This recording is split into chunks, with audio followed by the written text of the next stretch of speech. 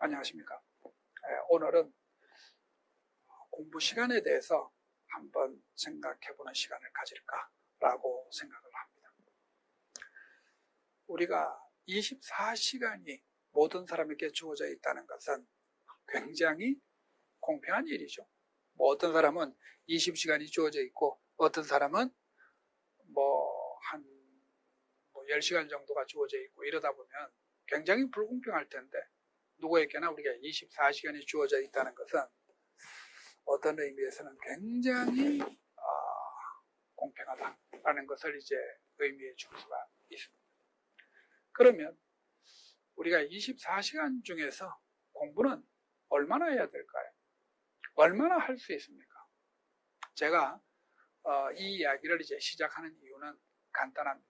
왜냐하면 시험 공부라는 것은 임용시험이든 공무원 시험이든 어떤 시험 공부든 간에 사실 시험 범위는 정해져 있습니다. 시험 범위는 정해져 있는데 그러면 여러 가지 우리가 변수를 한번 생각해 볼 필요가 있죠. 그러면 시험 범위가 정해져 있습니다. 물론 이제 이 범위가 뚜렷하지는 않습니다만 전체적으로 그래도 범위가 정해져 있다라고 봐야죠. 그러면 가장 우리가 핵심적 이야기는 결국은 공부 시간이 될 수밖에 없다는 거죠. 그러면 우리가 여기서 생각해 볼 수 있는 것이 뭐냐면 지적 능력, 지능과 같은 경우도 우리가 생각해 볼 수가 있겠지만 사실 여러분들 거 생각보다는 지능이 시험에 미치는 영향은 전혀 없지는 않겠지만 큰 변수가 차지하지 않는다는 거죠. 그러면 가장 핵심적인 것은 공부 시간이 가장 큰 변수로 차지할 수가 있다는 겁니다. 그래서 결국은 일정한 우리가 시험 범위를 공부 시간을 많이 하면 많이 할수록 남에 비해서보다는 빨리 합격할 수 있는 길이 열리고 좀 더 손쉽게 합격할 수 있는 길이 열리는 것이기 때문에 공부의 첫 번째 변수는 공부 시간이 되는 거죠. 그럼 우리가 24시간에서 한번 생각해 볼 수가 있는 것이 여러분들 얼마나 주무시면 좋다고 보십니까? 제가 볼 때 수면 시간은 한 6시간에서 7시간 정도 하셔도 됩니다. 이걸 우리가 좀 5시간, 4시간 이렇게 우리가 이야기하시는 분들도 있겠지만 저는 전체적으로 좀 풍부하게 잡아서 한 7시간이라고 보셔도 좋지 않겠냐라는 겁니다. 7시간 정도 자면 우리가 충분히 수면을 취했다라고 볼 수 있는 건데 제가 왜 이 7시간을 말씀드리냐 하면은 우리가 잠자는 시간에 대부분이 장기 기억에 저장적인 활동이 많이 일어나서 기억으로 잘 저장이 되기 때문입니다. 그래서 너무 적게 자는 것보다는 그래서 한 6시간에서 7시간 정도를 자두면 좋은 거죠. 그러면 하루는 결국은 이제 잠자는 시간을 빼면은 17시간이 남게 됩니다. 그러면 17시간 속에서 여러분들 식사 시간은 우리가 꼭 필요한 거니까 식사 시간을 우리가 아침, 점심, 저녁 1시간씩 잡읍시다. 그러면 우리가 한 3시간 정도를 잡는다라고 이야기를 하면은 한 14시간 정도가 남는 거죠. 그럼 우리가 여기서 또 하나 우리가 생각해 볼 수 있는 건지 뭐냐면 잘 때 또는 옷을 입는다든지 샤워를 한다든지 이런 우리가 자신의 어떤 기본적인 어떤 생활에 좀 필요할 수도 있기 때문에 이것을 아침 1시간, 저녁 1시간을 뺀다라고 이야기를 하면은 결국은 그것을 빼면은 우리가 공부할 수 있는 여력이 한 12시간 정도 납니다. 여러분들 이거는 사실은 좀 적다고 볼 수가 없는 거죠. 우리가 총 24시간 중에서 잠을 7시간 정도 자고 식사하시는 시간을 아침, 점심, 저녁을 잡아서 3시간을 잡고 그 다음에 아침과 저녁에 여러분들이 샤워도 하고 옷도 입고 이런 것들의 시간이 어느 정도 필요하기 때문에 그런 것을 우리가 1시간 정도 빼준다라고 하면 우리가 공부할 수 있는 시간은 전체적으로 한 12시간 정도가 될 수 있다는 겁니다. 그러니까 사실 어떤 면에서는 12시간은 맥시멈은 아닙니다. 우리가 여기서 상당히 우리가 여유롭게 우리가 잡았기 때문에, 그래서 여러분들이 적어도 하루의 공부 시간은 한 10시간 정도에서부터 한 12시간 정도가 되는 것은 기본적으로 돼야 되지 않겠나라는 겁니다. 아까도 제가 처음에 말씀드렸다시피 시험이라는 어떤 범위가 한정되어 있기 때문에 여러분들이 남에 비해서 공부를 많이 하면 할수록 합격에 들어가는 길은 좀 더 빠를 수 있다라는 겁니다. 자, 그러면 우리가 여기서 잠자는 시간, 그 다음에 식사하는 시간, 그 다음에 여러 가지 우리가 개인적인 어떤 연구를 보는 시간, 이렇게 우리가 따지면 우리가 한 10시간에서 12시간 정도는 충분히 우리가 공부할 수 있는 길이 있지 않겠나라는 겁니다. 그래서 제가 여러분들에게 10시간에서 12시간 정도는 반드시 공부를 하셔야 된다라는 겁니다. 그래서 이제 순수하게 좀 이제 쉬는 시간, 화장실 가는 시간 이렇게 우리가 잡은다 그러면 순수하게 여러분들이 공부에 집중할 수 있는 시간은 적어도 10시간 이상은 나와야지 정상적인 수험 공부라고 볼 수가 있다는 겁니다. 제가 이제 여러분들에게 이제 몇 가지 좀 이제 말씀드리고 싶은 경우는 뭐냐면, 그러면 이제 질문을 많이 하시는 것 중에 하나가 뭐냐면, 공부 시간이 중요합니까? 집중 시간이 중요합니까? 라는 질문을 많이 합니다. 공부 시간과 집중 시간의 이야기를 많이 하시거든요. 공부 시간과 우리가 집중 시간의 이야기를 많이 하는데, 대부분의 분들이 이제 이야기를 하시는 것이 뭐냐면, 공부 시간을 많이 하는 것보다는 집중 시간을 많이 하는 게 좋지 않습니까? 맞습니다. 그런데 이거는 공부를 안 해본 사람이 그런 이야기를 하는 것입니다. 왜냐하면 집중 시간을 많이 한다는 경우는 공부 시간이 많아야지 집중 시간이 많이 할 수 있는 겁니다. 그럼 우리가 예를 들어서 이런 거 한번 생각해 봅니다. 12시간 공부하는데 집중 시간이 1시간 되었다. 그런데 1시간 공부하고 1시간 집중해서 여러분들 생각에는 두 번째 방법이 좀 더 나을 것 같죠. 하지만 두 번째 방법은 성장할 수가 없습니다. 그러니까 여러분들이 많은 공부 시간을 하고 난 다음에 집중 시간을 늘려가시는 것이 맞지.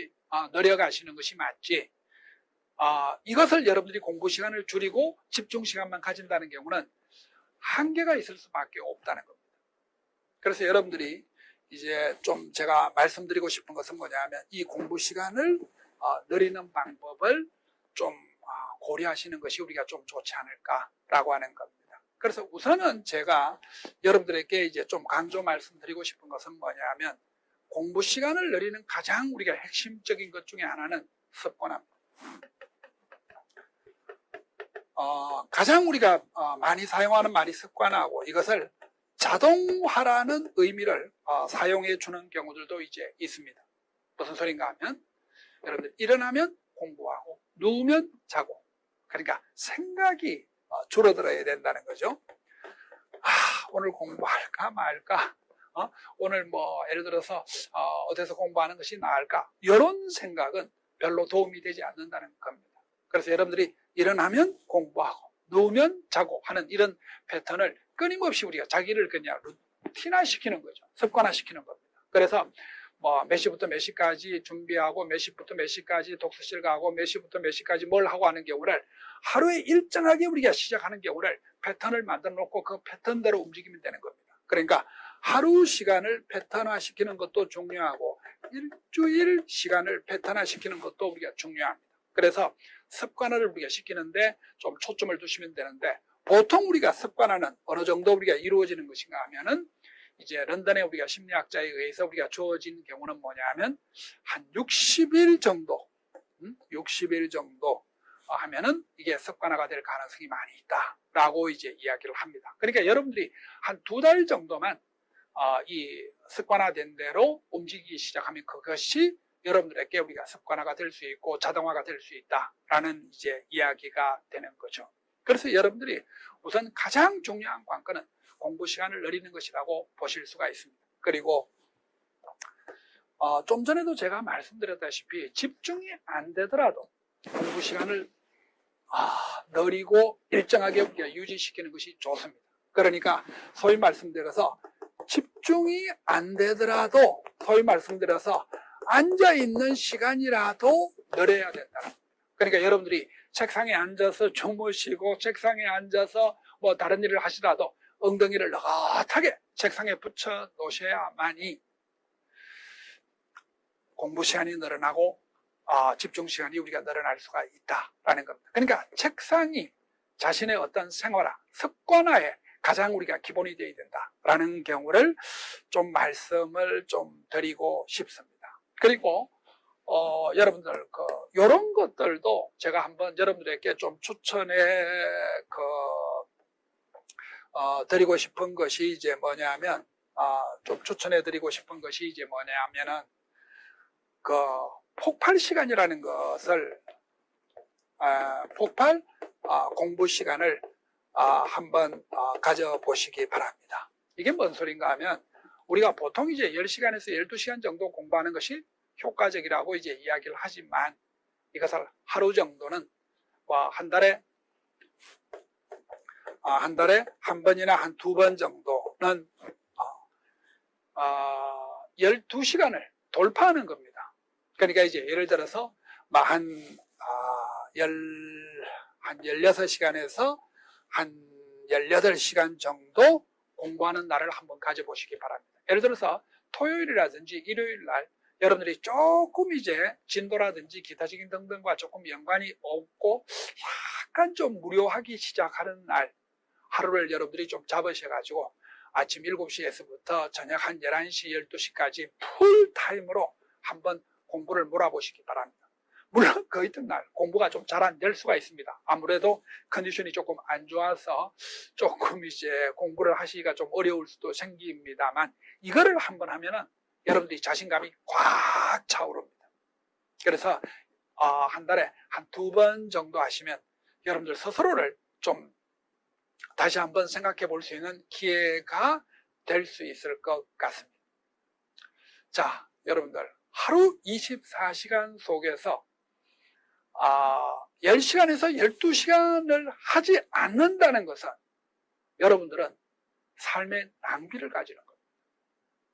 만약에 그 정도 공부를 하실 수가 없다라고 하면 예를 들어서 자기가 뭐 가정에서 아이들을 키워야 된다든지 또는 우리가 현직의 어떤 기간제 교사로 있다든지 이런 경우가 아니고 여러분들이 순수하게 공부를 하신다라고 하면서 24시간 중에서 10시간에서 12시간 정도의 공부를 하지 못한다라고 이야기하면은 여러분들은 인생을 낭비하고 또 여러분들 자신을 어떻게 속이는 것이라고 볼 수가 있습니다. 이왕 공부를 시작했다라고 이야기하면 우리가 한 삶을 진짜 완전히 송두리째 이 시험 공부에 쏟을 필요가 있는 거죠. 단순하게 공부를 한다 이런 것보다는 여러분들이 이 시험 공부에 여러분들의 어떤 삶을 송두리째 투자함으로써 공부는 이루어지는 것이 아닐까라고 생각을 합니다. 요랬을 때 여러분들이 시험에 합격과 불합격을 좀 떠나가지고 자신의 어떤 후회 없는 삶을 가지게 될 거고 또 이것이 합격으로 이어지면서 여러분들의 어떤 자랑스러운 생각과 어떤 자긍심이 여러분들의 앞으로의 삶에도 큰 영향을 줄 거라고 생각을 합니다. 자, 여러분들 하루에 얼마 이상은 공부하셔야 된다고요? 순수한 공부 시간이 10시간에서 12시간은 되셔야 된다라는 이야기입니다. 한번 시도해 보시기를 바랍니다. 감사합니다.